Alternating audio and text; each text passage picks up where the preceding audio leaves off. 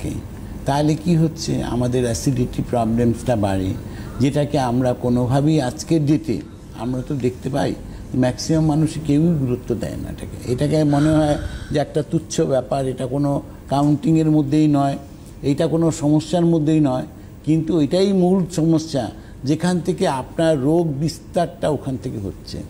আপনার প্রবলেম যখনই বাড়ছে তখন কিন্তু ধীরে ধীরে করে আপনার কিন্তু অ্যাসিডিটি প্রবলেম, ডাইজেস্টিভ সিস্টেম যত আপনার প্রবলেম দেবে তত কিন্তু রোগ আপনাকে জাঁকড়ে ধরবে।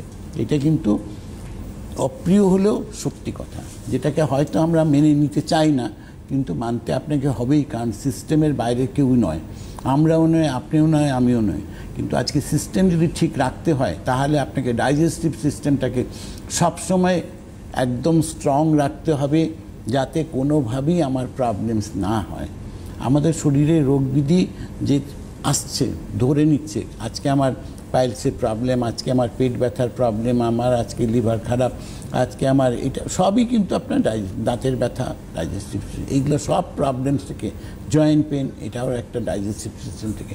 পুরো সিস্টেমটা কিন্তু আপনার ডিপেন্ড করছে আপনার ডাইজেস্টিভ সিস্টেম, যেটা আপনার হজম ঠিক যদি হয়, খাওয়া দাওয়া যদি প্রপারলি খাচ্ছেন, সেটা যদি প্রপারলি ডাইজেস্ট হচ্ছে, তাহলে কিন্তু আপনার কাছে রোগ আসবে না। অবশ্যই।